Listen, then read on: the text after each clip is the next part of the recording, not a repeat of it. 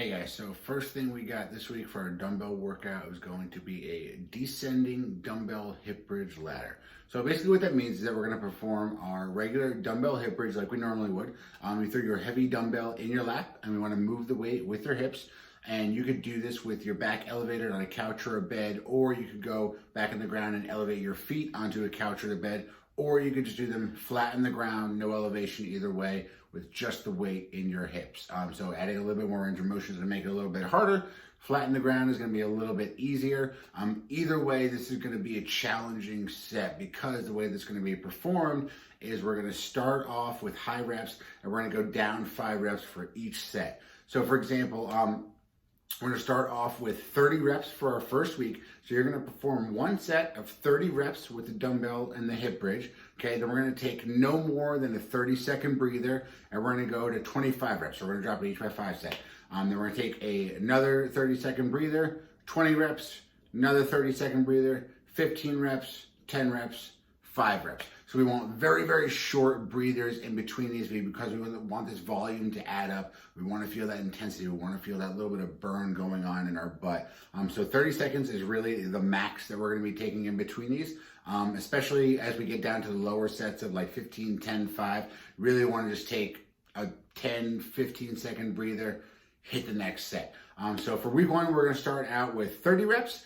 So you're going to do 6 total sets, 30, 25, 20, 15, 10, 5. And then for week 2, we're going to start off with 40. So it's going to be 8 total sets, 40, 35, 30, 25, 20, 10, 15, and then 5.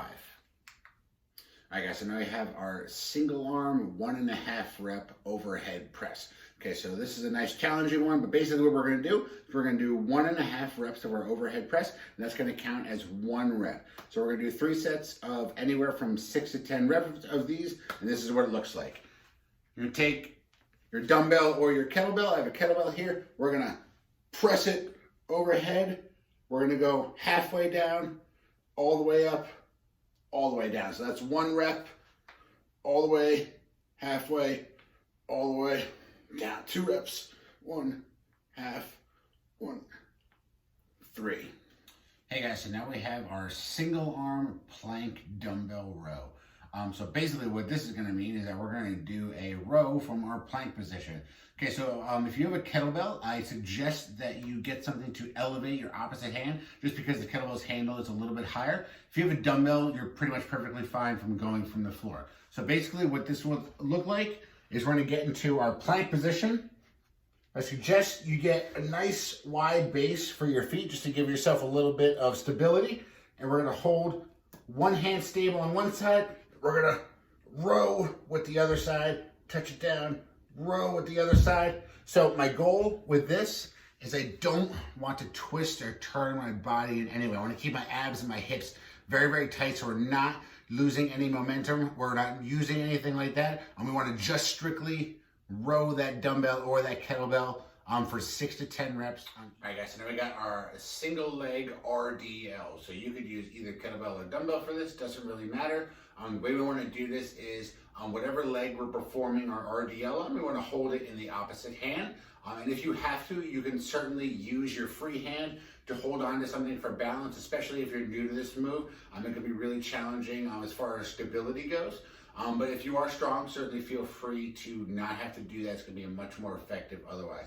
But basically, what we want to do is we want to start with our weight in the opposite hand. And I'm going to use my right leg. I'm going to stay nice and tall, hold my kettlebell in front of me, and then I'm going to slowly lift my back leg up. My eyes and my chin are forward, and I'm pushing my butt back while keeping my heel and my foot in line with my shoulders. I'm going to go down just a little bit below my knee, and then right back up. I'm going to tap my foot. I'm going to push that butt back. Right leg, so my chest is up, my back is flat. My back leg is going in line with my torso. Standing tall on each one. All right, so now we got the rack position and reverse lunge. So if you're doing this with a dumbbell, you're simply gonna hold the dumbbell neutral right here against your shoulder like so. Kettlebell's a little bit easier. It kind of sits a little bit more under your chin and in the crook of your arms, but either way it works fine. So the way it's gonna work is we're gonna take our kettlebell or dumbbell, put it right under our chin like so, And we're going to go back with the same leg that we have the weight in. So I have it in my right hand here. I'm going to go back with my right leg. Take a step back. Come up. My knee is tracking over my toe just a little bit. Back knee is just about touching the ground. And then come up. Chin and eyes are forward on each rep. We're going to do anywhere from 6 to 10 of these. All right, so now we got leg lifts. So you're gonna find a bed or a couch or something sturdy that you could hold on to the bottom of while you lay flat, and we're gonna perform our leg lift. So, I'm gonna lay down. I'm gonna grab the underside of my bed here. I'm gonna press my low back against the floor so my back doesn't arch. We're gonna start with your legs just a little bit off the ground, and then lift them up, and then very slowly and controlled, let them come all the way down. Keep your back pressed into the floor. Abs are engaged the whole time just before you touch the ground. Right back up. Very, very slow and controlled. Pressing the low back against the floor. Make sure not to hyperextend. And let them go all the way down.